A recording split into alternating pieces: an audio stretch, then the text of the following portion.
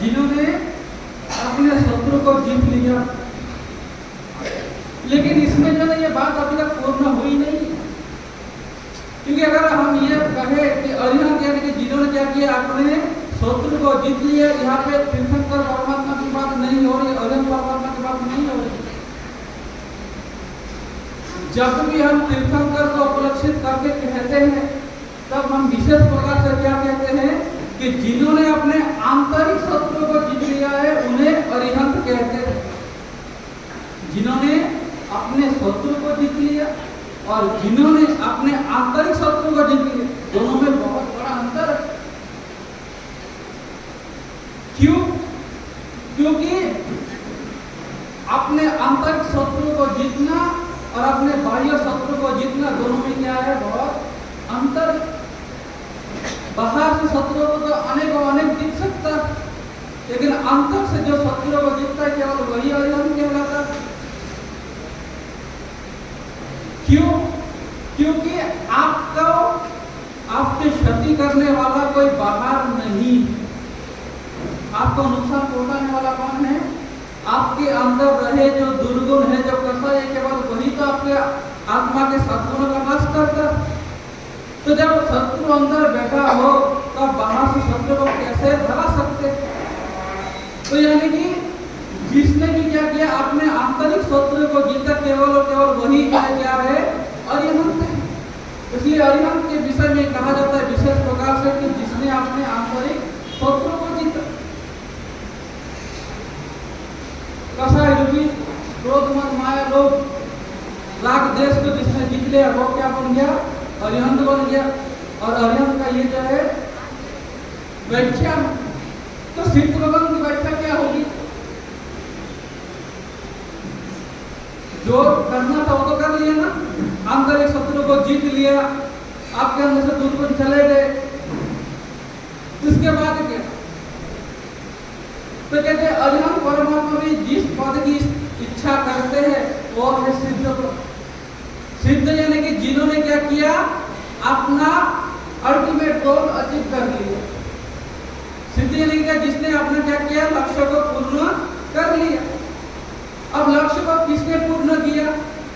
लक्ष्य पूर्ण करने वाला होता कौन है, इसको पहले आपको समझना पड़ेगा। तो जो हमारा जो शरीर है, शरीर क्या है? ये शरीर हमारा साधन है। शरीर क्या है? साधन है। और मोक्ष सिद्ध का जो क्या है, वो साध्य है। साधन के द्वारा साध्य को पाना है तो साधना करनी तो पड़ेगी कि नहीं? तो यानी कि उस सिद्ध गति को पाने के लिए जो कुछ भी हम प्रयास करते हैं, जो कुछ भी हम अनुष्ठान आदि करते हैं, वो हमारे लिए क्या है, वो साधना है। तो साधन के द्वारा साधना पूर्वक साध्य को जिसने सिद्ध किया वो सिद्ध बन गया। लेकिन उस सिद्ध गति को पाने वाला कौन है? वो जो साधक है ना, वो कौन है? वो आत्मा। आत्मा क्या करता है? शरीर रूपी साधन के द्वारा साधना के माध्यम से सिद्ध गति को क्या करते हैं? प्राप्त करते हैं। और क्योंकि सिद्ध गति को प्राप्त कर लिए, अब क्योंकि पाने के लिए कुछ बचा नहीं है, अब कुछ भी शेष नहीं रह गया, इसलिए उनको कहा जाता है सिद्ध। जिन्होंने क्या किया, अब जिनके लिए पाने के लिए कुछ भी शेष बचा नहीं। और जब तक सिद्ध गति कोई पाता नहीं है तब तक एक चीज जो है पाने के लिए अभी भी शेष रह जाता है। और एक बार जब सिद्ध गति प्राप्ति हो गई तो पाने के लिए कुछ शेष बचता नहीं। तो अरिहंत यानी कि जिन्होंने अपने आंतरिक शत्रु को जीत लिया, और सिद्ध यानी कि जिन्होंने क्या किया, अपना सर्वोच्च लक्ष्य जिन्होंने क्या कर लिया, साध लिया, उसको कहते हैं सिद्ध। आत्मा का अंतिम जो लक्ष्य वो क्या है? इस संसार से मुक्त हो जाना, सारे के सारे कर्मों के बोझ से मुक्त हो जाना। और जब आत्मा एक बार सारे के सारे कर्मों से मुक्त हो जाता है तो आत्मा कहाँ पहुंच जाती है? सिद्ध शिला में पहुंच जाती है, सिद्ध गति में पहुंच जाती है, जहाँ पे कुछ पाने को शेष बचता नहीं है, जहाँ पे छोड़ने को कोई शेष रहता नहीं। तो ऐसे सिद्ध गति में जितने भी जीव गए हैं, जितने भी भक्त आत्मा ने क्या किया, ऐसी सिद्ध गति को प्राप्त की है, उन सारे का सिद्ध भगवंत का हम क्या करेंगे, आराधना करेंगे। और हमारा भी लक्ष्य क्या होना चाहिए, जैसा सिद्ध परमात्मा ने क्या किया, सिद्ध गति को प्राप्त किया, वैसे हमारी क्या करे एक दिन यह जो साध्य है उस साध्य को हमारे ये जो अंतर में बैठा हुआ जो साधक है वो भी क्या करे एक दिन उसको साध ले। तो जब आत्मा सिद्धि गति को प्राप्त हो जाती है तो उनमें कुछ विशिष्ट लक्षण उनमें क्या होते हैं उभर आते हैं। और जिनको हम क्या कहते हैं सिद्ध भगवान के 8 गुण। रेल परमात्मा के कितने गुण बताए गए 12 गुण है। तो सिद्ध परमात्मा के कितने गुण है 8 गुण। वो 8 गुण क्यों आते हैं क्योंकि 8 के 8 कर्मों के स्थायी हो जाने से 8 उनमें विशिष्ट प्रकार के गुण उत्पन्न हो। कौन सा होता है? तो पहला है अनंत ज्ञान। लेकिन ऐसा ज्ञान प्राप्त हो गया कि जिसका भी कोई अंत आने वाला नहीं। अनंत ज्ञान पहला गुण। अनंत दर्शन ज्ञान के साथ साथ दर्शन भी उनके साथ जो है आते हैं। तो दर्शन भी कभी जो क्या नहीं होने वाला है अंत होने वाला नहीं। इसीलिए कहते हैं कि अनंत जिसका कोई अंत ही नहीं। एक ऐसा अवस्था जिसको प्राप्त करने के बाद फिर उसका कभी अंत नहीं हो चिरस्थायी बन जाए। इसलिए उनको अनंत के बाद इसे संबोधित किया गया अनंत ज्ञान अनंत दर्शन। फिर तीसरे में क्या आता है अनंत अव्यवाद सुख। वेदनीय कर्म जाने से क्या होता है अनंत अव्यवाद सुख। ऐसा सुख जिसमें कोई बाधा आए नहीं और जिसका कोई अंत आए नहीं। यानी कि बाधा आने के लिए कोई ना कोई कारण तो जरूरी है। किसी भी काम में बाधा क्यों आती कोई ना कोई कारण जरूर होता है। कारण के बिना कोई जो कार्य होते नहीं है। लेकिन सिद्ध जगत जहाँ पे कारण का कोई प्रश्न ही नहीं अस्तित्व नहीं है तो पे बाधा आने का भी कोई प्रश्न है ही नहीं। इसलिए अनंत अव्यवाद सुख रूपी तीसरा गुण। चौथा रूप में क्या है मोहनीय कर्म के चले जाने से अनंत चारित्र आता है। फिर आयुष्य कर्म के चले जाने से क्या आता है अक्षय स्थिति। आयुष्य क्या करता है जीव को शरीर में बांध के रखता है कि नहीं। आयुष्य तो किस लिए क्या कहा गया आयुष्य जंजीर की भांति। आयुष्य किसके भांति है जंजीर के भांति एक कारागार के भांति है जो क्या करते हैं जीव को बांध के रखता है। और जब आयुष्य कर्म ही छूट गया जब जंजीर ही छूट गया तब कैसा रूप मिल गया कैसा स्थिति मिल गई तो अक्षय स्थिति का कभी अक्षय नहीं होगा। अक्षय अभंग स्थिति का कभी अब भंग होगा नहीं। फिर नाम कर्म के चले जाने से क्या उत्पन्न होता है अनामीपन। अब इसका कोई नाम बचा नहीं कोई आकार बचा नहीं निराकार निरंजन स्वरूप बन गए। कैसा बन गए अनामी बन गए। फिर गोत्र कर्म के चले जाने से अगुरु लघुपन आता है। ना कोई छोटा ना कोई बड़ा। मोक्ष में जितने भी जीव उपस्थित है ना तो कोई किसी से बड़ा है ना कोई किसी से छोटा है। क्योंकि बड़े छोटे का जो खेल है वो कहाँ तक है वो संसार में ही। संसार से बड़े छोटे का कोई काम है नहीं। और वीर्यन तरह के खत्म बन जाने से अनंत वीर्य रूपी उनको ये जो अनंत वीर्य नाम का जो गुण है वो उत्पन्न होता है। तो ऐसा 8 कर्मों के चले जाने से सिद्ध भगवान को क्या होता है ये 8 प्रकार के गुण उत्पन्न होते हैं। और ये सारे के सारे कैसे होते हैं अक्षय अनंत होते हैं जिसका कोई क्षय नहीं होगा जिसका कभी अंत आएगा नहीं। तो ऐसा सिद्ध भगवान के जो है 8 गुण है। फिर हम चर्चा कर रहे थे कि एक एक पद से क्या होता है दो पापों का नाश होता है। तो किस प्रकार से होता है कल गुरुदेव ने बताया कि अरिहंत पद से कौन से दो पापों का नाश होता है अनादि पाप और मुसाफर है कि नहीं। अरिहंत पद यानी कि हम विशेष प्रकार से किसको मानते हैं तीर्थंकर परमात्मा को मानते। तो तीर्थंकर परमात्मा क्या इस संसार में अगर इस संसार में किसी के मन में सभी जीवों के प्रति निस्वार्थ करुणा प्रेम भाव है तो केवल किसके मन में होते हैं तीर्थंकर के मन में तो होते है कि नहीं। अब तीर्थंकर नाम कर्म बांधते किस प्रकार से वैसे तो जो है कई सारे जो है कथाओं के माध्यम से हम सुनते हैं जानते हैं कि अमुक ने अमुक करके क्या क्या तीर्थंकर नाम कर्म का क्या किया उपार्जन किया। लेकिन विशेषतः हम जो है ना एक वाक्य को विशेष प्रकार से ध्यान देते हैं कौन सा सभी जीव करु शासन रसी। यानी कि इसका अर्थ क्या इसका अगर अर्थ पूछे जानते तो सब है ना, इसका वास्तविक अर्थ क्या निकलेगा? सभी जीवों को शासन है उसे हम कहते तो सब है, लेकिन इसका अर्थ क्या है? कि मन में ऐसे भाव होता है कि मैं ऐसा क्या करूं कि सभी जीवों को मैं क्या करूं, सुखी कर दूं, उनके जीवन से मैं क्या कर दूं, दुख दूर कर दूं। तो जरा सोचो, उनका मन, उनका चारित्र, उनका आचरण कितना सरल होगा कि जिनके मन में अपने सुख की केवल नहीं, उनके मन में केवल ये भावना नहीं है कि मैं सुखी हो जाऊं, उनके मन में कैसी भावना आई कि मैं सारे के सारे जीवों को क्या कर दूं, सुखी कर दूं, उनका दुख दूर कर दूं। संसार में रहकर क्या दुख दूर किया जा सकता है? नहीं किया जा सकता, क्योंकि जब तक संसार है तब तक या तो सुख या तो दुख है, और संसार सुख का विशेषता ही है नहीं। सुख तो वही है जो अक्षय अनंत हो, जिस सुख का कभी कोई अंत ना हो, जिस सुख में कभी बाधा ना आए। तो उनके इस प्रकार से विचार करने मात्र से उनको क्या होता है, तीर्थंकर नाम कर्म वो उपार्जन कर लेते। अब तीर्थंकर नाम कर्म की उपार्जन होता है, चाहते तो वो स्वर्ग का इंद्र बन सकते, या तो बहुत बड़े कोई चक्रवर्ती सम्राट भी बन सकते, और बनते भी है कि नहीं? ऐसे ऐसे तीर्थंकर परमात्मा हुए जो एक ही भव में दो दो पदों को भोगते हैं कि नहीं? शांति भगवान, पुत्र भगवान, जिन्होंने क्या किया, एक ही भव में चक्रवर्ती होने को भी होगा और तीर्थंकर बनने को भी होगा, लेकिन फिर भी तीर्थंकर नाम कर्म ही क्यों उपार्जन होता है?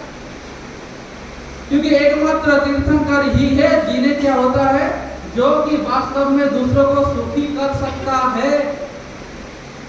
इस संसार में अगर तीर्थंकर परमात्मा नहीं होते, अरिहंत परमात्मा नहीं होते, तो हमें जो है वास्तविकता का ज्ञान भी नहीं होता। अगर तीर्थंकर परमात्मा नहीं होते तो हमें सही सही का मालूम भी नहीं होता।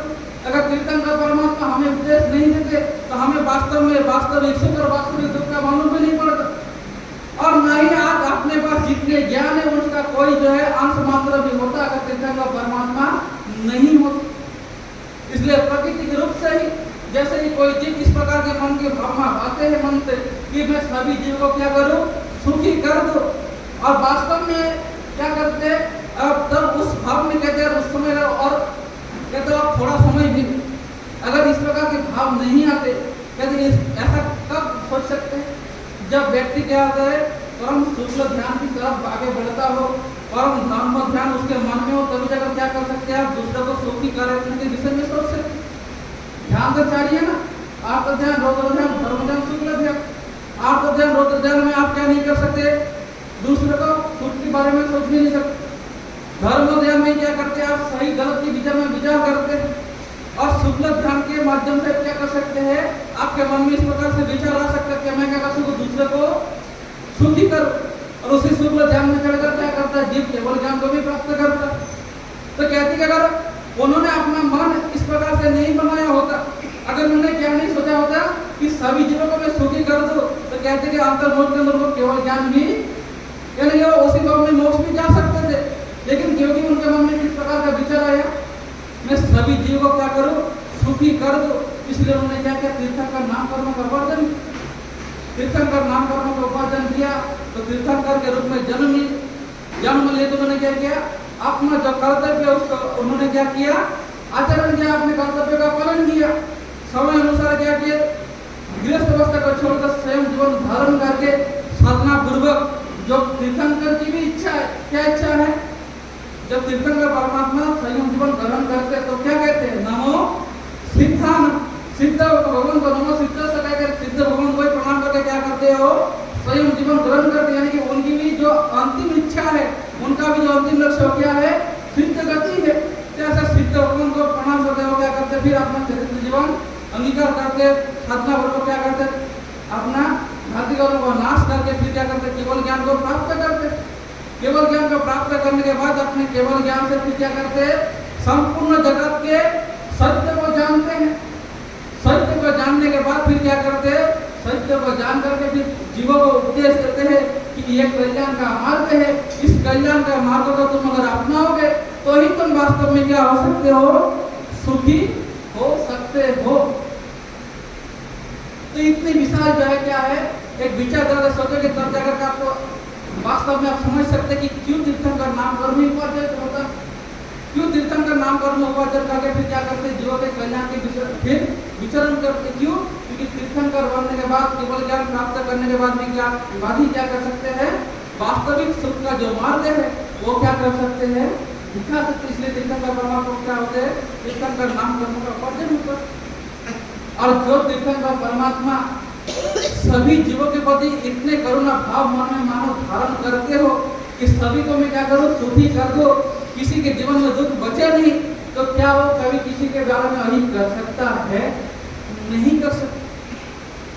इसलिए कहा कि अरिहंत पद से क्या होता है, जो प्राणाधिपत जो पापस्थान है, प्राणाधिपत, उस पापस्थान का क्या होता है, नाश होता।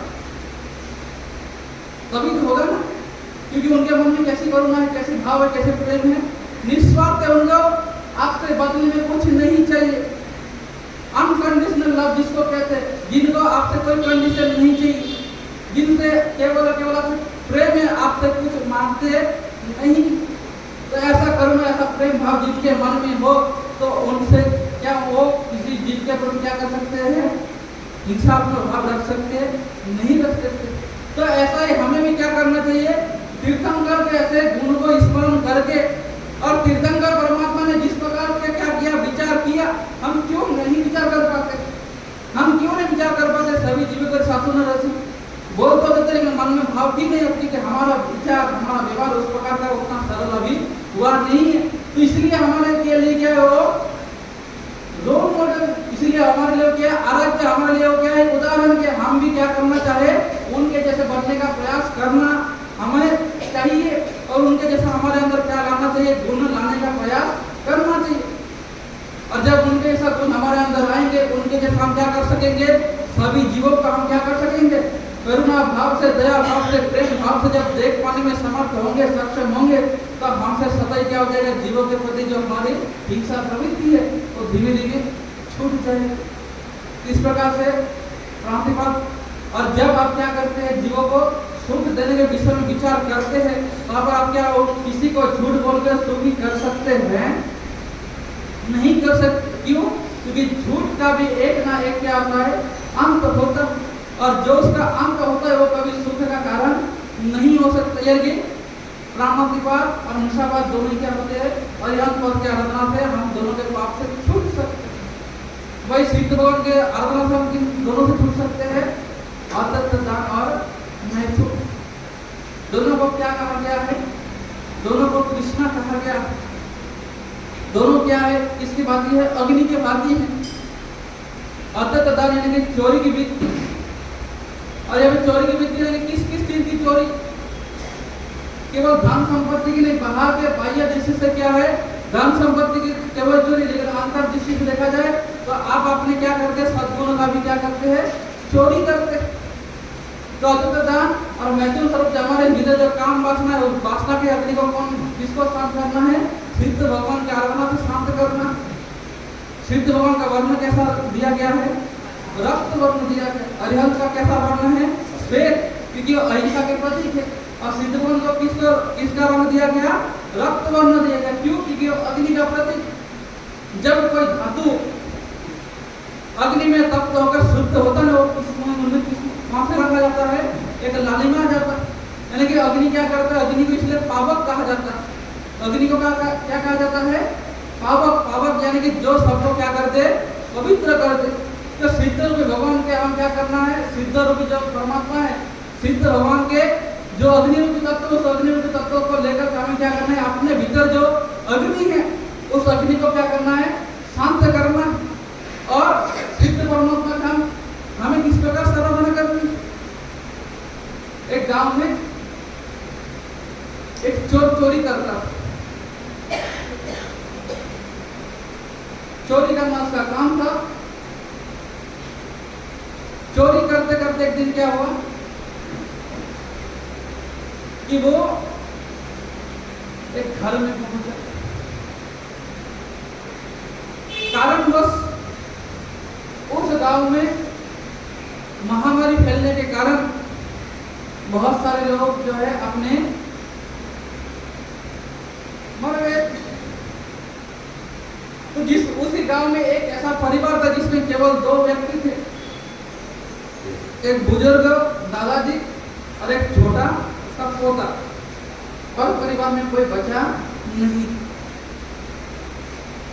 किस्मत से चोर उस दिन चोरी करने गया और उसको जो है कुछ भी हाथ लगा नहीं। तो चोर ने सोचा कि इस घर में रहने वाला कौन है, दो ही लोग हैं, एक बच्चा एक बुढ़ा। बुढ़ा शरीर से कुछ कर नहीं सकता, बच्चे को मैं संभाल लूंगा। ऐसा सोचकर के सोचा कि कुछ आए, कुछ तो हाथ लगे। ऐसा सोचकर उसने क्या किया, उस घर में चोरी करने के लिए पहुंचे। कि बच्चा और बुढ़ा है, दोनों से मेरे को कोई खतरा नहीं है, अगर कुछ हो गया तो मैं भाग के अपनी जान को बचा ही ले सकता हूँ। ऐसा सोचकर उसने क्या किया, उस घर में चोरी करने के लिए पहुंच गए। अब चोरी करने के लिए जैसे गया, संयोगवश जो वृद्ध व्यक्ति था उसे किसी कारण से किसी तरीके से उसको एहसास हो गया कि अब मैं मरने वाला, अब जो है मेरा बचने का कोई मेरे को असर दिख नहीं रहा है। और मरता मरता व्यक्ति भी क्या नहीं करता, अपनी चिंता को छोड़ नहीं पाता। और वो बुढ़ा है, उसके पीछे चिंता में क्या है, उसका एक पोता है जो कि छोटा है, जिसको कुछ आता पता है नहीं, 5-6 साल का छोटा सा लड़का, उसको क्या ही मालूम पड़ेगा। अब वो बुढ़ा मरते मरते सोच रहा है कि मैं इसको ऐसा क्या देखे जाऊं कि इसका जिंदगी जो है, उसकी जिंदगी का कोई सहारा बन सके। तो मरता मरता उसने क्या किया, अपने पोते को बुलाया। बोला नहीं जा रहा है, बार बार बोलते बोलते खांसी आ रही है। तो उसने कहा बेटा देख, अब तो मैं मरने वाला, धन संपत्ति के नाम पे मेरे पास कुछ नहीं है, लेकिन मेरे पास एक रत्न है। मेरे पास धन संपत्ति के रूप में कुछ नहीं है, लेकिन मेरे पास एक रत्न है। रत्न का नाम सुनते चोर के कान खड़े हो गए। बोले बुढ़ा मर रहा है, लेकिन उसके पास क्या है, रत्न है। छोटे बच्चे के कम से कम मेरा तो काम आ जाए। तो सोचा क्या रत्न में क्या है, जरा सुन तो तपास तो मालूम तो पड़ेगा कहाँ पे छुपा के रखा है। बोला बेटा बोल नमो अरिहंता। नमो अरिहंता खुद बोलने के तो खुद बोलते बोलते जाके आगे उसको हौसला गया, बोल नहीं पाया। बच्चे को भी जो है नमो अरिहंता बोलने में बड़ी दिक्कत है। तो बोला बोल बेटा नमो सिद्धानम। सिद्धानम बोलने में बड़ा आसान था, क्योंकि बोल चाल भाषा में हम क्या करते, सिद्ध का जो है शब्द को वही करते, तो बोलते सुनते हमारे लिए आसान बन जाता। तो बच्चे ने क्या कहा, नमो सिद्धानम। जैसे ही नमो सिद्धानम बोला कि उतने में क्या होता है, दादाजी का देहांत होता है। अब दादाजी देहांत हो जाता है, आपको उस वाले को मालूम कि भाई इसके घर में कोई है नहीं, छोटा बच्चा क्या ही करेगा। तो आस पड़ोस ने मिलकर क्या किया, जो अंतिम क्रिया करना चाहिए व्यक्ति के साथ उन्होंने कर दी। इधर नमो सिद्धांत के चोर के मन में विचार आया कि आदमी जिंदगी में चाहे कभी झूठ बोल सकता है, लेकिन मरता हुआ आदमी कभी झूठ बोलेगा। और अभी किसको बोल रहा था, अपने छोटे से पोते को, जो कि उसका जो है उसका सबसे बड़ा चिंता है ना। और माता कोई अपने पोते को कोई झूठ बात बोल के तो जाएगा नहीं। तो उसने क्या किया, अब नमो सिद्धांत उसने क्या किया, जपना शुरू कर दिया। पूरे गांव को पता था कि आदमी चोर है, लेकिन कभी जो पकड़ में आया नहीं, इसलिए उसके खिलाफ जो कोई कार्रवाई हुई नहीं। राजा को गांव के लोगों ने बहुत बार सिफारिश तो किए थे, लेकिन प्रमाण के अभाव में जो है उसको कभी दंड मिला नहीं। लेकिन भले ही प्रमाण हो चाहे ना हो, लेकिन लोगों को तो मालूम था ना आदमी के साथ। अभी आदमी क्या करे, चोरी चकारी उसके जो है धीमे धीमे छूट गई। और कई बार विजय किसी से मिले, अब हर बात पे क्या करने लगे, ये नमो सिद्धानम नमो सिद्धानम। अब गांव वालों ने देखा कि आदमी चोरी चकारी छोड़ तो दिया, गांव में शांति भी है, लेकिन अगर काले को किसी चोरी चकारी चालू कर दिया तो फिर क्या होगा। तो क्या क्यों ना करे, एक काम करते, इसका जो है जिंदगी भर का क्या करे, इसका हम भाग उठा लेते।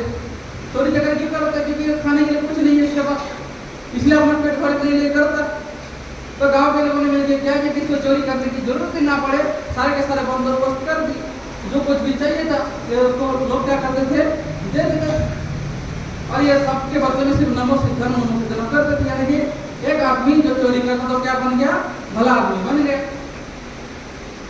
और लोग भी क्या हो गए, उनसे आप जो पहले उनसे नाराजगी थी, अब सब नाराजगी दूर हो गई, चोरी करना बंद कर दिया, भला बन गया, उसका स्वभाव बदल गया। स्वभाव बदल जाने के साथ जो है लोगों के साथ आचरण बदल गया, आचरण बदलने से लोगों के मन में उनके प्रति जो भाव थे भाव बदल गए। अब उसका जीवन ऐसे बीतता गया। एक दिन उस गांव में केवली भगवान आए। जैसे ही लोगों को मालूम पड़ा तो सब जगह केवल भगवान के उपदेश सुनने के लिए पहुंच गए। केवल भगवान ने उपदेश दिए और उपदेश के अंत में जो राजा विवाह पे आया हुआ था केवल भगवान के दर्शन श्रवण करने के लिए, तो राजा ने केवल भगवान से पूछे, हे भगवान, क्या इस सभा में कोई ऐसा है जो इसी भवन में क्या जाएगा, मोक्ष जाएगा? तो केवल भगवान ने कहा इस सभा में तो नहीं, लेकिन सभा के बाहर जो कोने में कौन खड़ा है, जो पूर्व चोर खड़ा है, जो क्या करता है, सिर्फ नमो सीताराम करता है, वो इसी भवन में क्या जाएगा, तो इसी भवन में जाए मोक्ष जाएगा। तो सिद्ध एक पद की इतनी महिमा है कि वो क्या कर सकता है, एक चोर को भी क्या कर सकते हैं, काट सकता है। जो कि नमो सीताराम पद कोई भाव से किस अवस्था में लिया था, चोरी करने गया था, अनायास ही उसको क्या मिल गया था, एक रत्न मिल गया था। उसको पता नहीं था रत्न के प्रभाव से क्या होने वाला है, केवल मन विश्वास को धर लिया था कि ये मेरे काम का है, इससे मेरा उद्धार हो जाएगा। केवल इतने से भाव से उसने क्या किया, नमो सीताराम पद का जाप करता करता उसको क्या हो गया, उसकी मुक्ति हो गई। तो जरा सोचो, हमें ये पंच परमेश्वर हमें क्या मिला है, खैरात मिला है, जन्म से मिला। और ना केवल मिला है, इसके साथ साथ इसका क्या प्रभाव है, हम सब क्या करते हैं, जानते सुनते, और कईयों ने अपने जीवन में क्या क्या इसका अनुभव भी किया है। तो अगर सोचा कि अगर हम भक्ति पूर्वक श्रद्धा पूर्वक क्या करें, इस पंच मंगल स्कंद का आराधना करें, नवपद की आराधना करें, तो हमारे जीवन में कितनी क्या हो सकता है, मंगल हो सकता है, हमारा जीवन कितना परिवर्तन हो सकता है। इस प्रकार से जो है एक एक पद की जो है अनंत अनंत महिमा है। इस प्रकार से जो है दूसरे दिन हमें क्या करना है, सिद्ध भगवान की सिद्ध पद की हमें इस प्रकार से आराधना करनी है। और जिसने करके संपूर्ण जग में नाम कमाया, ऐसा शिवाल कुमार के चरित्र का हम सुन रहे थे कि किस प्रकार से जो है क्या किया, मैना सुंदरी ने फांसी को से एक कोड़ी व्यक्ति से विवाह कर लिया। विवाह करने के पश्चात उनके मन में कोई जो है क्षोभ भाव नहीं आया, मन से जो भी बिल्कुल क्या नहीं है, दुखी नहीं कि मेरी किस्मत को धिक्कार हो। जरा सोचो, एक कन्या जिसको क्या करना है, युवा अवस्था में विवाह किसके साथ हुआ, एक कोड़ी व्यक्ति के साथ, और पूरा का पूरा जीवन बीतना है, और फिर भी वो क्या नहीं करती, अपने किस्मत को नहीं कोसती। और हम थोड़ा सा दुख आने पर या थोड़ा सा जीवन में कठिनाई आने पर हम क्या करने लगते, अपने किस्मत को कोसने लगते। जरा सोचो कि आप कितने पुण्यशाली है। पहले भी पता है, परमात्मा ने कहा है कि मनुष्य जीवन मिलना कितना दुर्लभ है कि नहीं। तो उसके माध्यम अगर उस दृष्टिकोण से देखा जाए तो आप जरा सोचो, आप कितने पुण्यशाली। पूरे के पूरे भारत में केवल आप ही है जिनके पास क्या है, सत्य का वास्तव में ज्ञान। लेकिन फिर भी हम क्या नहीं करते हैं, सत्य को जानते भी सत्य को स्वीकार नहीं करते। इसलिए बार बार हम क्या करते हैं, सुख दुख के चक्र में जो है हम भी जो है सुखी दुख होते रहते हैं। लेकिन मैना सुंदरी ने क्या नहीं किया, अपने किस्मत को नहीं को, बल्कि उसने क्या निश्चय किया, पुरुषार्थ करने का निश्चय किया। और गुरुदेव के जब अगले दिन मंदिर जगह गुरुदेव के पास पहुंचे, और गुरुदेव ने क्या किया, अपने दुखों से छुटकारा पाने के लिए नवपद जी की आराधना करने का उनको जो है सुझाव दिया। तो श्रीपाल कुमार और मैना सुंदरी ने क्या किया, नवपद जी की आराधना। गुरुदेव ने नवपद की आराधना की विधि बताई, किस प्रकार से नवपद जी की आराधना करनी होती है, कितने दिन का समय लगता है, और किस प्रकार से अपना ये 9 दिन का जो समय है किस प्रकार से व्यय करना चाहिए, सारा का सारा विधि बताया। और श्रीपाल कुमार मैना सुंदरी ने क्या किया, विधि पूर्वक जैसा गुरुदेव ने कहा, जैसा गुरुदेव ने कहा, उसी प्रकार से विधि का जो अनुसरण है, विधि का अनुसरण किया। और अंतिम दिन फिर क्या करते हैं, सिद्ध चक्र जी के प्रसाद नवन जल से फिर क्या करते हैं, जैसे श्रीपाल कुमार को छिड़कते हैं, तो अनायास ही उसके शरीर से रोग जो है क्या होते हैं, नष्ट हो जाते हैं, चले जाते हैं। और सर्वांग सुंदर 32 लक्षणों से युक्त जो है श्रीपाल कुमार का जो रूप है वो निखर आता है। उस जल का फिर क्या करते हैं, प्रयोग उन 700 प्रयोग पर भी करते हैं, जिनके साथ में रहने के कारण श्रीपाल कुमार को क्या हो गया था, और दुष्ट रोग उसके शरीर में आ गया। तो 700 के 700 कोड़ी भी क्या है, सिद्ध चक्र के आराधना के कारण और सिद्ध चक्र के नवन जल के प्रभाव से उनका भी शरीर से क्या होता है, जो कुष्ठ रोग है वो स्वयं ही चले जाते हैं। अब तक एक साथ में क्यों थे? क्योंकि सब के सब एक ही दुखी से दुखी, क्योंकि सब के सब कोड़ी थे, इसलिए सब के सब एक साथ में एक दल में थे, इसलिए उनका किसी तरीके से गुजारा हो जाया करता था। लेकिन अब जैसे ही क्या हो गया, शारीरिक चिंता मिट गई, कुष्ठ रोग दूर हो गया, अब सबके सब कहाँ चले गए? अब जिसको जहाँ जाना था, जिसकी जो इच्छा थी, सबके सब जो है अपने अपनी इच्छा पूर्ण करने के लिए चले। किसी को घर जाना था तो कोई घर चला गया, तो किसी को यानी कि जिसकी जहाँ मर्जी हुई, क्योंकि अब जो सबसे बड़ी चिंता थी वही दूर हो गई, तब बाहर भटकने से लाभ नहीं है, तो सब अपने अपने जिसको जहाँ जाना था सब चले गए। इधर मैना और श्रीपाल कुमार दोनों ही क्या करने लगे, अपना दाम्पत्य जीवन जीने लगे।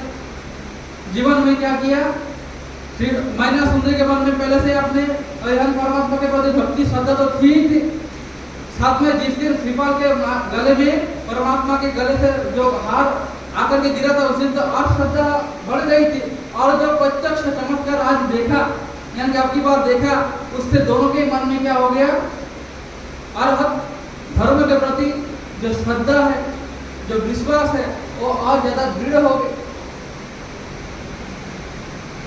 और न केवल उन्होंने उनके मन के जो श्रद्धा वो दृढ़ हुए, बल्कि उस चमत्कार को देखकर और अनेक लोग क्या हुए, जैन धर्मावलंबी बने, जिन्होंने क्या किया, जैन धर्म का स्वीकार किया। और जैन धर्म को स्वीकार करके उसने उन्होंने भी क्या किया, अपने जीवन में जो पापाचार करते थे उन पापाचारों को उन्होंने क्या क्या करना बंद किया। इधर एक दिन जब श्रीपाल कुमार अपने धर्म पत्नी मैना सुंदरी के साथ मंदिर जी परमात्मा भक्ति करने के लिए जा रहे, तो पीछे से किसी ने आवाज लगाई, बेटा श्रीपाल। तो पीछे जैसे मुड़ करके श्रीपाल ने देखा तो पीछे कौन खड़ी थी, पीछे उसकी माँ खड़ी थी। माँ को देखते सीधा क्या किया, अपने माता के चरणों में गिर पड़ी और फिर जो है परमात्मा भक्ति करके अपने जो है आवास की ओर लौट रहे। लौटते हुए श्रीपाल कुमार ने माता से पूछा कि माँ तू चली कहाँ गई, क्योंकि श्रीपाल कुमार अपने माता से आज का बिछड़ा नहीं था, सालों से बिछड़ रहा था। और माता ने अपने श्रीपाल से पूछा कि ये सब कैसे हो गया। तो श्रीपाल ने क्या किया, उज्जैनी नगरी के प्रवेश से लेकर के किस प्रकार से मैना से विवाह से लेकर के कैसे नौपत जी के आत्मा के माध्यम से कैसे उसका दुख दूर हुआ, उस सारा का सारा बताया। अपने पुत्र के कुष्ठ रोग के इलाज के लिए जो है वो नगर नगर में भ्रमण कर रही थी। नगर नगर में भ्रमण करते करते जो है एक दिन उनको क्या हो गया, गुरु भगवान से मिल गए। और गुरु भगवान से उन्होंने पूछा कि हे गुरु भगवान, अब मेरा पुत्र कहाँ पे है और उसका अवस्था कैसी है। तो गुरुदेव ने कहा कि तुम जिस पुत्र के इलाज के लिए नगर नगर में घूम रही हो, तुम्हारा पुत्र कैसा हो गया, बिल्कुल ठीक हो गया है और उज्जैनी नगर में वो अभी रह रहा है। और तुम जाकर के क्या करो, तुम उससे जाकर मिल सकते हो। तो गुरु भगवान के वचन को सुनकर मैं फिर से कहा यहाँ पर आ गई। और जैसा गुरुदेव ने बताया, जैसा गुरुदेव के एक एक वचन, वैसे गुरुदेव का वचन जो है साक्षात दर्शन हो गए कि मेरा बेटा वास्तव में क्या हो गया, बिल्कुल सही हो गया। उसके शरीर से रोग जो है मुक्त हो गए। माता पिता, माता पुत्र और उनकी पत्नी तीनों अपने रास्ते से आवास की ओर आ रहे थे। जिस दिन प्रजापाल राजा ने मैना सुंदरी का विवाह श्रीपाल के साथ कराया, इधर से बेटी अपने पिता के घर को छोड़ के गई, उधर से पत्नी अपने पति का घर छोड़ के चली गई। क्यों? क्योंकि गुस्से में थी। उसने एक माता अपने पुत्री को ऐसे व्यक्ति के साथ में ज्यादा देखकर जो है अपने आप को रोक नहीं पाया, अपने पति को छोड़ करके उसी नगर में उनका पिता का घर था, अपने पिता के घर चली गई। लेकिन आज क्या, आज वो माता वो भी क्या है, सामने से चल करके आ रही थी, वो भी मंदिर जी जा रही थी। और दृश्य में क्या देखा कि उनकी बेटी एक पर पुरुष के साथ है, क्योंकि उनके माता को तो नहीं पता कि किस प्रकार से आराधना के चमत्कार के स्वरूप इनका रोग चला गया, ये सर्वांग सुंदर बन गए। ये पता कि इनको जिन्होंने आराधना किया, जिसने आराधना का चमत्कार देखा, केवल तो उनको ही पता, माता के सबके संपर्क का नहीं तो पता मालूम पैसा नहीं। लेकिन आज माता ने क्या देखा कि मेरी बेटी जिसको मैंने क्या किया, संस्कार देने में जरा भी ढील नहीं पड़ती, एक भी संस्कार नहीं है इसके अंदर, वो सारे के सारे मैंने काळजी रखी, सारे का सारा ध्यान दिया। क्योंकि इस उल्टा ने क्या किया, एक माता अपने पुत्री को क्या कह रही है, इस उल्टा ने क्या किया, अपने पति को छोड़कर किसी पर पुरुष का साथ कर लिया। उसको अपने आप पर जो है ना घृणा आ गई कि मैं इस दिन को देखने से पहले मर क्यों नहीं गई। एक माता के, उस माता के संस्कार कितने उच्च होंगे, जरा सोचो कि बेटी को देख करके उसको यह इतनी गलानी भाव है कि मैं क्यों नहीं मर गई। इस दिन को देखते हुए माता ने क्या किया, मुंह मोड़ लिया। मैंने ने भी देखा कि माता सामने से आ रही है, लेकिन उन्होंने क्या किया, रास्ता बदल लिया। क्योंकि अब माता को जो अपने उल्टा पुत्री को देखने की भी इच्छा नहीं है, बात करने तो दूर की बात। लेकिन मैना को तो नहीं पता कि उनके मन में क्या चल रहा। मैना सामने दौड़ देती कि माँ माँ तू क्या मेरे को नहीं पहचानी। तो माँ ने मैना के मुंह पे क्या कह दिया कि मुझे किसी उल्टा से बात नहीं करनी। तो उल्टा सुन करके मैना सुंदरी चौंक गई कि उल्टा कौन उल्टा। तो माता ने क्या कहा, तेरा पति क्या कोड़ी नहीं था और तू किस पुरुष के साथ घूम रही है, और जो अपने पति का साथ छोड़कर के पर पुरुष का संग करे वो उल्टा नहीं तो कौन होता। तब जगह के मैना सुंदरी को बात मालूम पड़ी कि माता जो है किसमें है, धर्म में है। तब उन्होंने मैना ने क्या किया, अपने सारी की सारी आप भी माता को सुनाई। जब माता को सुनाई तो माता को जो है आश्चर्य भी हुआ कि कैसे जो है नवपल की आराधना से जीवन में परिवर्तन आया, क्या चमत्कार हुए। और साथ साथ में दुख भी हुआ कि मैंने अपने क्या देवी पुत्री के चरित्र पर क्या किया, मैंने संस्कार किया।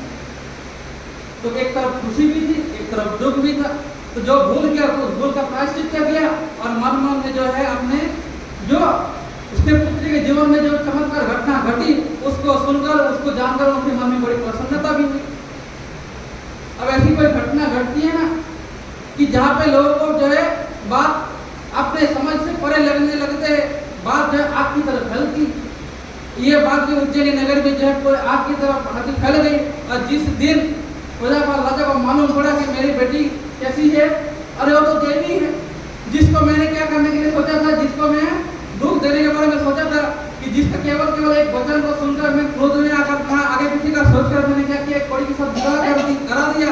उसके जीवन में ऐसा परिवर्तन आया, उसको जानकर अब जब प्रजापाल राजा को भी क्या है, अपने उसको क्या होने लगा है, पश्चाताप होने लगा कि मैंने क्या किया, मैंने अपने बेटी के साथ सही नहीं किया। भले आज कुछ भी वर्तमान में परिस्थिति कुछ भी हो, लेकिन मैंने जो किया था वो बिल्कुल उचित नहीं था। अब प्रजापाल राजा ने भी क्या किया, अब जो है अपना अहंकार का त्याग कर, जब सामने चमत्कार हो तो वहां पे कौन सा व्यक्ति अहंकार करने का सोच सकता। साक्षात जिसके शरीर से जो है कुष्ठ रोग चला जाए, कहते कि मरने दौड़ कर कुष्ठ रोग जाता नहीं है, केवल कुछ समय में जिसका शरीर से चला जाए। तो ऐसा जो है आप अपने सारे के सारे अहंकार को त्याग करके सारे के सारे गलतियों को मानते हुए प्रजापाल राजा ने भी क्या किया, अपने बेटी से माफी मांगी, अपने पति से माफी मांगी, उन सबसे माफी मांगी जिनका मन दुखाया। और बड़े धूमधाम से क्या किया, अपनी बेटी, अपनी पत्नी और अपने जवाई को भी क्या किया, अपने बड़े गाजे बाजे के साथ धूमधाम के साथ अपने नगर में लेके आए, नगर प्रवेश कराया, नगर प्रवेश कराया। और साथ साथ में भी क्या ये घटना के कारण नगर में अरहत परमात्मा की जो शासन है, शासन की कोई भावना भी समय बीतता चला गया। एक दिन श्रीपाल कुमार घोड़े पे बैठकर जो नगर भ्रमण के लिए निकले। अब व्यक्तिगत रूप से नगर के लोगों को तो पता नहीं था कि ये कौन है। नगर के लोगों को केवल इतना ही पता है कि ये कौन है, राजा का जमाई। और जो भी पहले कैसा था, थोड़ी था, अभी कैसा हो गया, वो ठीक हो गया। शिवपाल कुमार कौन था? आंध्र देश के चंपा नगरी नाम की नगरी, वहां पे सिंहारत नाम का राजा राजत्व करता था। और वो सिंहारत राजा और कमल प्रभा नाम की उनकी रानी का पुत्र था, यानी कि वो राजकुमार था। लेकिन जब शिवपाल कुमार अपने बाल अवस्था में था, अल्प आयु में था, उस समय क्या होता है, राजा सिंहारत का अकाल में मृत्यु हो जाता है। अब अकाल मृत्यु होने से क्या होता है, सिंहासन खाली पड़ जाता है। और कुर्सी का लालच बड़ा भयंकर लालच, जब कुर्सी का लालच चढ़ता है तो कोई कोई जो है संबंध रिश्ते नाते फिर उनको क्या लगने लगते कि हमारे आधार। तो उनका जो भाई था अजीत सिंह, अब उसको लगने लगा कि अगर तो ये राजकुमार जिंदा रहा तो आगे चलकर क्या बनेगा, ये राजा ही यही बनेगा। भले ही अगर मेरे को क्या माना जाए, अभी भले ही मेरे को राजा के रूप में लोग स्वीकार कर ले, लेकिन आगे चलकर प्रजा क्या किस बात की मांग करेंगे कि राजा का बेटा ही क्या बनता है, राजा बनता है। तो राजकुमार का जब बड़ा होगा फिर से मेरे पास से कुर्सी चली जाएगी। अब कुर्सी नहीं जानी चाहिए, कुर्सी ना जाए इसलिए क्या करना पड़ेगा, जो रास्ते का जो कांटा है, कांटे को उखाड़ना पड़ेगा। कैसे? अगर ये जिंदा रहा तो जिंदगी भर कांटा तो काटा ही रहेगा। इसका क्या करो, ना रहेगी बांस, ना बजेगी बांसुरी। तो अजीत सिंह जो कार्यकारी टेम्पररी जो राजा है, अब क्या किया, शिवपाल को मारने के लिए बिल्डिंग सेट कर दिया। उन्होंने क्या किया, अपने गुप्तचरों को सेट कर दिया कि समय पाते क्या करना, राजा का भी और रानी का भी, दोनों का क्या करना, काम तमाम कर देना। ना राजकुमार बचेगा ना रानी बचेगी। लेकिन कहते हैं कि जो दूसरों के साथ अच्छा करता है, उनके साथ भी बुरे समय में अच्छे लोग खड़े होते। तो उनका जो महामंत्री था मधुसागर, उसने क्या किया, अपने जो वर्तमान जो राजा है अजीत सिंह, उनके मनोगत भाव को जान लिया और सोचा कि अगर राजकुमार इस राज्य में रहा तो निरंतर उसके सर पे जो है मृत्यु की तलवार लटकती रहे। तो राजकुमार को बचाना फिलहाल सबसे बड़ा उत्तरदायित्व है। तो ऐसा सोचकर उन्होंने क्या किया, अपने लोगों को कहलवा कर और गुप्त रूप से क्या किया, रानी को और राजकुमारी को क्या किया, महल से बाहर निकलवा दिया और कह दिया कि अभी के समय अगर आप क्या करेंगे, कष्ट सहन करेंगे तो आपका पुत्र बच जाएगा।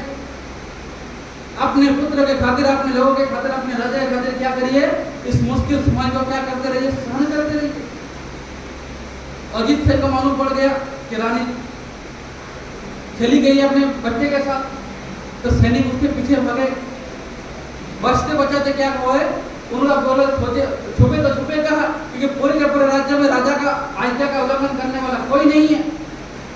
तो ना चाहते हुए उन्होंने क्या किया, वो जो कौड़ियों का दल था, उस कौड़ियों के दल में जाकर उनको क्या करना पड़ा, शरण लेनी पड़ी। और जो है उनका जो ये था मुखिया था ललिता, उसने क्या किया, दोनों माँ और बच्चे को क्या किया, अपने शरण में रख लिया। और क्योंकि सारे के सब कोड़ी थे, कोई भी कोड़ी व्यक्ति के पास जाना चाहेगा नहीं, क्योंकि सबको डर के कहीं मेरे को भी ना हो जाए। तो सैनिकों ने क्या किया, उनको ऊपर से तलाश लेकर के छोड़ दिया, अंदर से तलाश ली नहीं, और दोनों जो माँ बेटे बच गए। उनके साथ रहने के कारण जो क्या हुआ, आगे चलकर शिवपाल कुमार को उसको भी कुष्ठ रोग से वो ग्रसित हुआ। और उस कुष्ठ रोग के जो है इलाज के लिए उनकी जो माता कमल प्रभा है, और जगह जगह पे क्या करती थी, अपने पुत्र को ठीक करने के लिए औषधि की खोज करती। इस प्रकार से जो है शिवपाल कुमार का पूर्व वृत्तांत।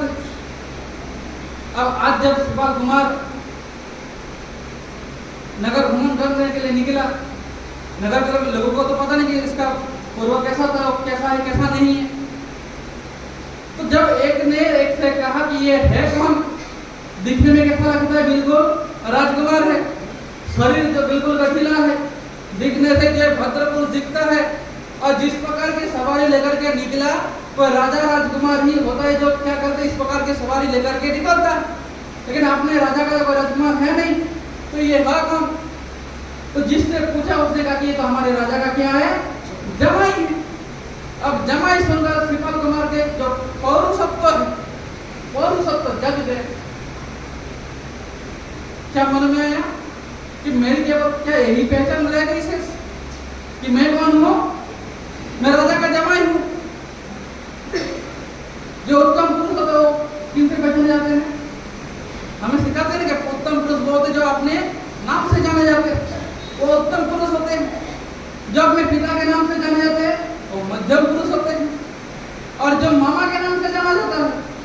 अधम कहा जाता है, यानी कि वो अमुक का भंजा है। अगर इस प्रकार से लोग उनको संबोधित करें तो कहते तो अधम व्यक्ति है। और अगर कहते किसी को कोई जमाई के नाम से जाने कि ये अमुक का ससुर, अमुक का जमाई या ससुर के नाम से जाने जाने वाला अधम होता है, अधम से भी अधम होता है। तो वो जो राजकुमार जब तक हलक का मारा था, अब जब सब कुछ ठीक हो गया तो उसके अंदर का जो पुरुष तब तक शांत पड़ा तो वो जाग गया कि मैं केवल क्या सिर्फ राजा का जमाई बन के रह जाऊंगा। अब मन में उसे निश्चय कर ले कि अब क्या करना है, मेरे को अपना नाम बनाना, अपना नाम कमाना। उसके लिए क्या करना पड़ेगा, पुरुषार्थ करना पड़ेगा। तो वही से तुरंत अपना कहा लौट गया, महल लौट गया। लौट करके फिर जो है उसने क्या किया, अपनी पत्नी और अपने माता के सामने बात रखी कि अब मेरे को क्या करना है, देश भ्रमण करना है, अलग अलग देशों में जाकर के क्या करना है, मेरे को भ्रमण करना है, अलग अलग जगह पे जाकर के मेरे को नई नई चीजें सीखनी है। तो कमल प्रभा माता ने अपने बेटे को कहा कि बेटा इतनी मेहनत, इतनी मुसीबत भोगने की क्या जरूरत, तुम्हारा ससुर जो है क्या है, एक सक्षम सशक्त राजा है और बहुत विशाल सेना इनके पास है। इनके सेना को लो और अपने चाचा राजा को हरा करके अपना राज्य वापस ले लो। और तुम्हारा ससुर है, तुम्हारे ससुर तुम्हारे किसी कार्य में क्या नहीं करेंगे, मना नहीं करेंगे। तुम्हें जो कुछ भी चाहिए सब क्या मिल जाएगा, तुमको मिल जाएगा। इतनी मेहनत करने की जरूरत क्या है? क्योंकि कोई भी माता पिता देखना नहीं चाहते कि जो चीज आसानी से मिले उसके लिए बेटा क्या करे, मेहनत करे। भले मेहनत के अपने खुद के अलग फल मिलते हैं, क्योंकि उद्यम करने वाला व्यक्ति कभी निराश नहीं होता।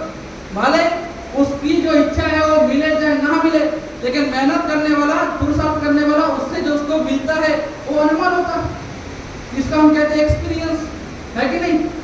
चाहे आपका धंधे में पैसा मिले ना मिले, लेकिन जो अनुभव मिलता है वो अनुभव होता है।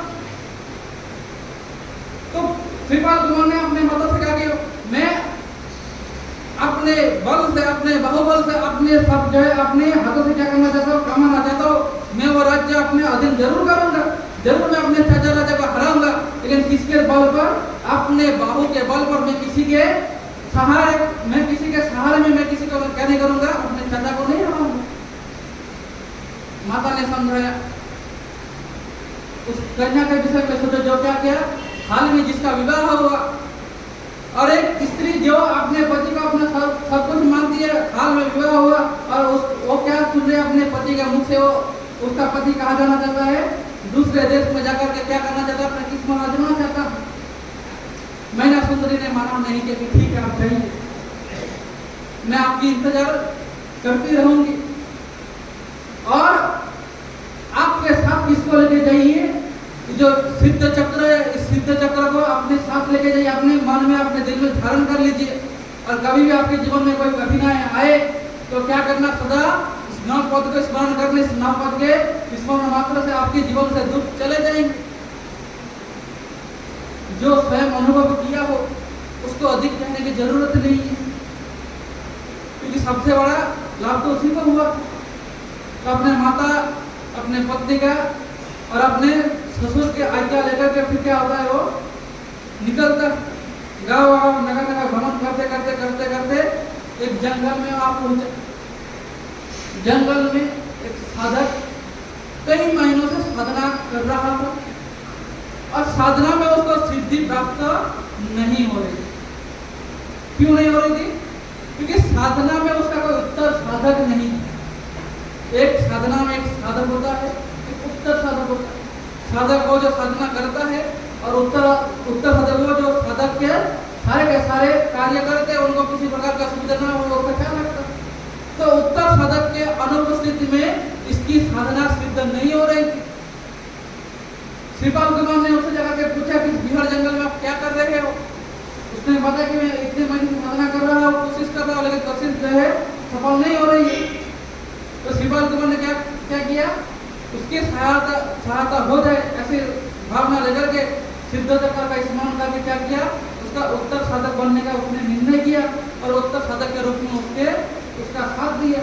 और जो इतने समय से इसका आराधना सफल हो ही नहीं रही थी, केवल श्रीपाल कुमार के साधना में सहायक बन जाने मात्र से क्या होता है, उसकी साधना सिद्धि हो जाती, सफल हो जाती। साधक की साधना सिद्धि हो जाने से साधक प्रसन्न हो गया। श्रीपाल कुमार भी प्रसन्न था कि किसी की क्या कर पाया, वो सहायता कर पाया। तो साधक ने क्या किया, इतनी बड़ी सहायक जिसने प्रदान की, सहायता प्रदान की, ऐसा श्रीपाल कुमार को उसने क्या किया, 2 विद्याधर राजा था, वो शस्त्र निवारणी, दूसरा जल करनी। 2 ऐसी विद्या जो व्यक्ति को क्या करे, जो व्यक्ति ऐसा समय जहाँ पे क्या आज के यातायात के साधन नहीं थे, उस समय जो 2 सबसे बड़े भयंकर दोस्त एक व्यक्ति के साथ हो सकता है। एक कोई अगर हमला करे थे, दूसरा नाव समुद्र का यात्रा कर रहा है और पानी में डूब के मर जाए। शस्त्र निवारणी, कोई भी शस्त्र का प्रहार उसके शरीर पे काम ही नहीं करेगा, क्योंकि शरीर इतना भयंकर बन जाएगा वज्र के समान, चाहे इस पर कितना ही प्रहार करो, मानो किसी पुष्प से किसी दीवार को तोड़ने का प्रयास हो। अरे जल तरह कितने भयंकर समुद्र और कितने भयंकर तूफान आ रहे हो, लेकिन तुम्हारा शरीर काष्ठ के बाद क्या करेगा, वो पानी में तैरता रहेगा। साधक खुश क्योंकि उसकी साधना सफल होगी। श्रीपाल कुमार खुश क्योंकि अनायास ऐसे 2 ऐसी विद्याएं मिल गई जो क्या बन सकते हैं, लाइफ सेविंग बन सकते हैं। तो ऐसी 2 विद्या लेकर के ये भी जो है 2 प्रसन्न हो गए, दोनों अपना अपने रास्ते चले गए। एक और पहाड़ है, वहां पर भी एक साधक साधना कर रहा था। कब वो क्या कर रहा था, सुवर्ण रस की सिद्धि कर रहा था। ऐसा रस जिसका रस क्या है, लोहे में डालकर लोहा सुवर्ण बन जाए, ऐसे उस समय की विद्या हुआ करते थे। प्राकृतिक रूप से वनस्पतियां मिलते थे जिनके ऐसे अद्भुत चमत्कार हुआ करते थे, तो उनकी भी साधना में जो है क्या नहीं हो रहे थे, सिद्धि नहीं प्राप्त हो रही थी। तो श्रीपाल कुमार के सहायता से क्या होता है, उनकी भी साधना में उनको भी साधना की सिद्धि हो जाती है। साधना सिद्ध होने के कारण उसने क्या किया, देखा श्रीपाल कुमार जंगल भटक रहा है, इसके पास कुछ नहीं है, उसने क्या किया, अपने साधना के प्रभाव से उसने क्या किया, श्रीपाल कुमार को उस समय सुवर्ण मुद्रा जो है प्रचलित रूप से चलते थे, करेंसी के रूप में, मुद्रा के रूप में सुवर्ण मुद्रा चलते थे। उसने क्या किया, पूरा का पूरा एक पोटला भर के उन्होंने क्या किया, सुवर्ण मुद्रा श्रीपाल कुमार को दे देगी, इससे तुम्हारा जो है खर्चा पानी चल जाएगा। तो खर्चा पानी लेकर के श्रीपाल कुमार आगे बढ़ जाता है। आगे उनके साथ क्या होता है, कहा जाता है गधा को लेकर के आगे